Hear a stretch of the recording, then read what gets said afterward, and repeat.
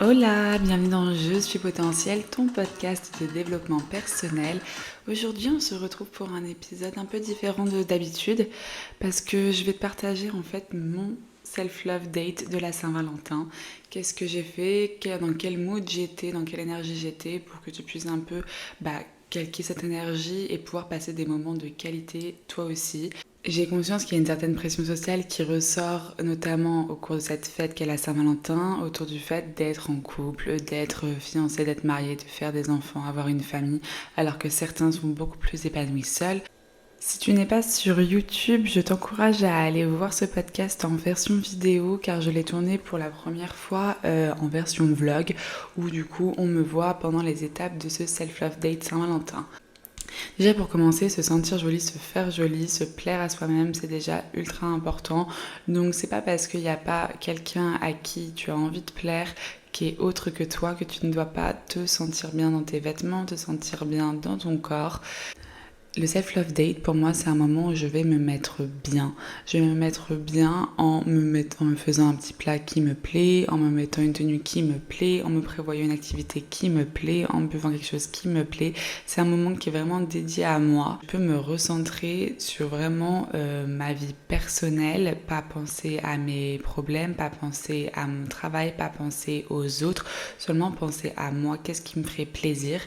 L'amour, ça peut se ressentir de différentes manières, que ce soit avec d'autres êtres vivants, que ce soit des humains, un ou plusieurs. Ça peut être avec la nature, avec les animaux, et ça peut être avec toi-même. Et c'est ce self-love, cet amour avec toi-même que je t'encourage à développer, ces moments de qualité où tu vas clairement apprécier ta compagnie et te rendre compte que oui, tu n'as pas besoin d'être accompagné pour passer un bon moment.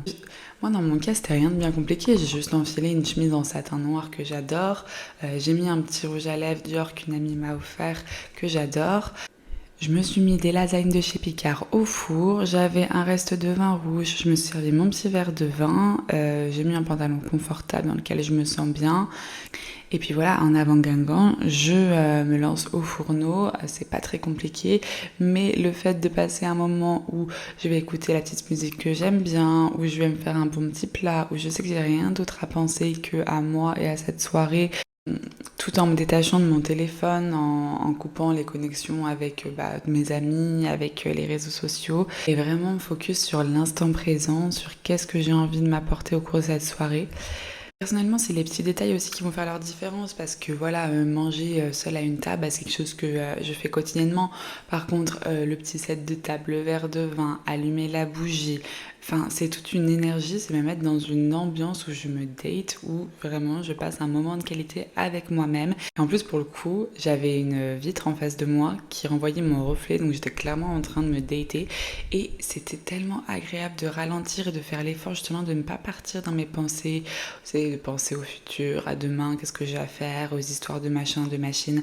Non, vraiment juste me concentrer sur waouh, ça c'est super bon, j'adore les brocolis, j'adore les lasagnes, je me régale, c'est cool de ralentir un peu, c'est cool d'être avec moi, simplement apprécier l'instant présent.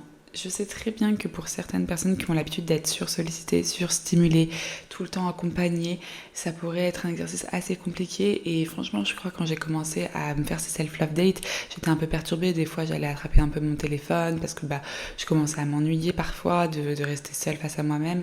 Et au fur et à mesure, à force de le faire, tu prends du plaisir à le faire et tu prends du plaisir à déconnecter, et tu prends du plaisir à être dans ta bulle, tu prends du plaisir à passer du temps avec toi et tu n'as plus besoin de te laisser distraire par ton téléphone ou je ne sais quelles autres choses extérieures.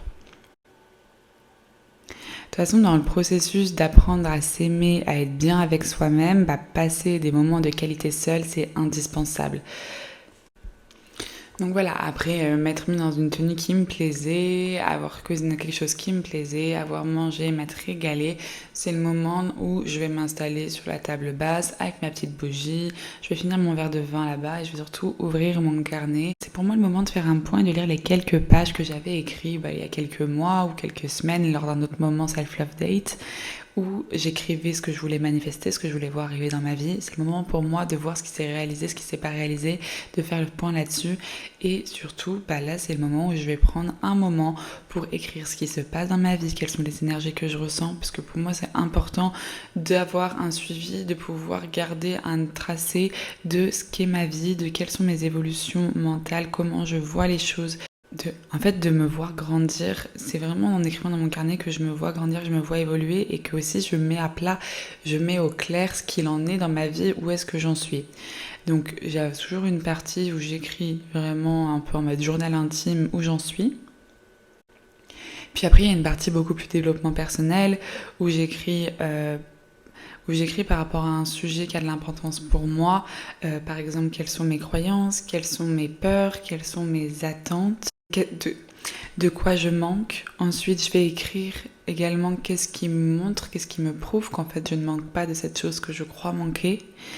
Et ensuite, je vais vraiment définir mes besoins, parce que être au clair avec ses besoins, c'est la meilleure façon de pouvoir y répondre et pouvoir reconnaître ce qui peut répondre à tes besoins. Si tu sais pas ce que tu veux clairement, comment tu veux te tourner vers ce que tu veux quand ça se présente à toi.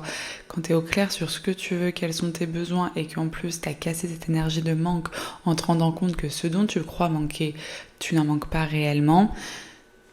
Et ça te met déjà dans une bulle de conscience où vraiment tu conscientises que tout est en toi et que tout va se dérouler parfaitement pour toi, parce que si tu fais le point comme je l'ai fait juste avant sur d'autres manifestations, d'autres moments de développement personnel, tu te rends compte que tout se passe très bien. Tout ne se passe pas comme prévu, mais tout se passe très bien. Et pour moi, et je suis persuadée que si tout se passe très bien dans ma vie, c'est parce que je prends des moments où je cadre ce que je veux voir arriver, où je me pose sur comment je peux accueillir ce que je veux voir arriver, parce que bien souvent, on veut des choses, mais on ne fait pas de place dans notre vie pour ces choses-là. Donc c'est vraiment ce moment développement personnel où j'écris, je pose sur papier ce qu'il y a au fond de ma tête, ce qu'il y a au fond de mon cœur.